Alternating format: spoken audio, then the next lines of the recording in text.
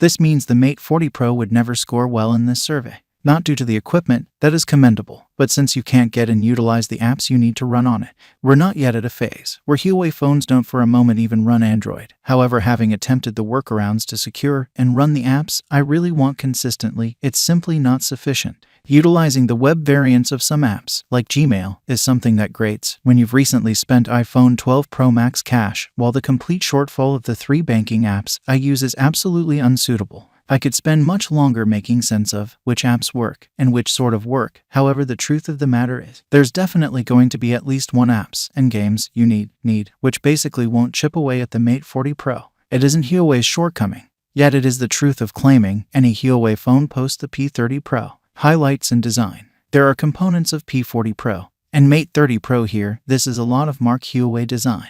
In spite of its sheer size, estimating 162.9 x 75.5 x 9.1 mm, it's not excessively weighty at 212 grams. You get an unmistakable TPU case in the container, which is great, and a pre-applied screen protector to avoid those scrapes and scratches that you certainly don't need damaging this brilliant metal sandwich. Obviously, with a case fitted, your hands pass up a few phenomenal material sensations. For example, the glossy silk finish back, and the way the front and back bend flawlessly to meet the clean metal edge. Fabricate quality is totally first-rate, and the midway situated circle on the back is obviously satisfying to check out. Another consideration that is valued is the actual volume button, something missing on the Mate 30 Pro. This and the power button are not difficult to reach regardless of the phone's tall structure factor. Screen. The 676-inch OLED screen has a resolution of 2772 x 1344 pixels, not the most elevated, and a refresh rate of 90 Hz. Huawei manager Richard Yu said at the phone's send-off that they might have made it 120 Hz or much more, yet the expense as far as battery duration was viewed as excessively incredible.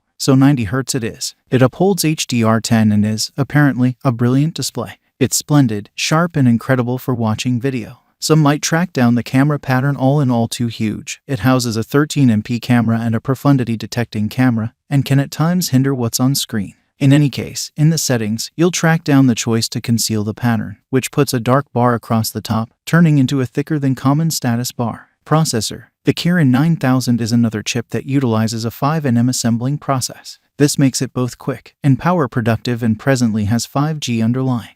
One reason I was sitting tight for a software update was on the grounds that the Mate 40 Pro was declining to introduce any benchmarking apps, and, surprisingly, after an update showed up, it actually hurled similar mistakes. This implies, I can't say without a doubt what the numbers are, yet this is a problem we've confronted with past Huawei and Honor phones. The Mate 40 Pro feels extremely fast.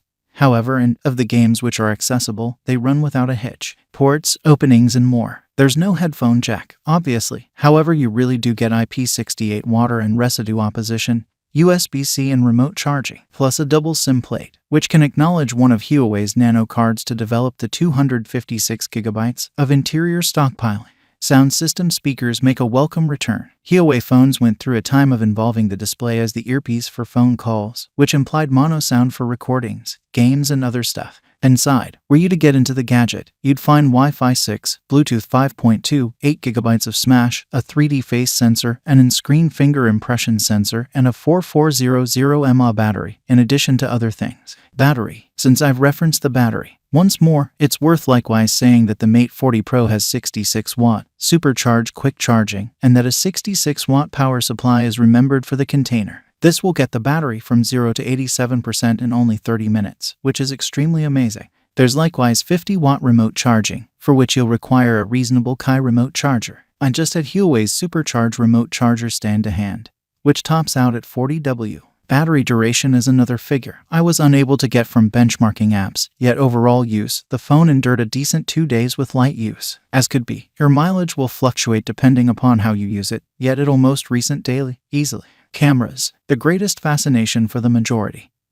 Huawei leads is the cameras, and the Mate 40 Pro doesn't dishearten. Similarly, it doesn't exactly offer anything you can't as of now get from other Huawei phones: a 5x fax zoom, a 50MP principal camera, a profundity detecting camera, and a broad sin focal point, similar as the P40 Pro. The last option has a 20MP sensor instead of the 40MP unit found on the P40 Pro and P40 Pro Plus, while the 12MP sensor behind the periscopic zoom is logical from the P40 Pro. Results were very much like for sure, with a periodic self-adjust come up short and delicate resultant photographs. By and large then, photographs are basically on a standard with the P40 Pro, or, in other words, they're probably the best that anyone could hope to find from any phone. The greatest contrast is that the extensive camera, with a 100-degree field of view, has a clever freestyle focal points, which eliminates the ordinary mutilation you get with this sort of camera, where streetlights and utility poles at the edges of photographs become observably bended. Around the front, there's a 13-megapixel far-reaching cine camera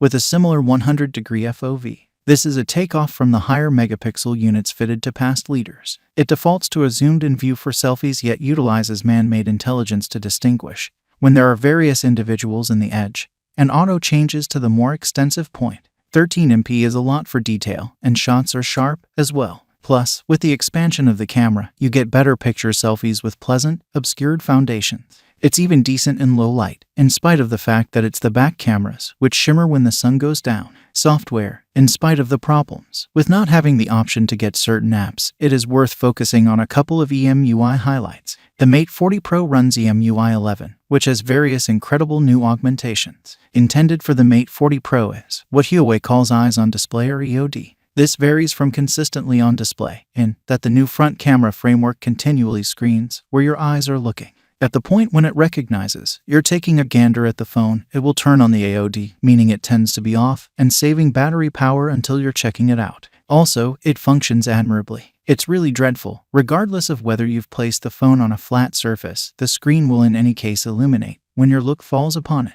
There are likewise air signals, which let you explore without contacting the screen, multi-window, which allows you to run two viable apps simultaneously, and the alternate route bar, which shows up on the left or right when you swipe in from the edge and hold. Finally, thanks for watching this video. See you again next time.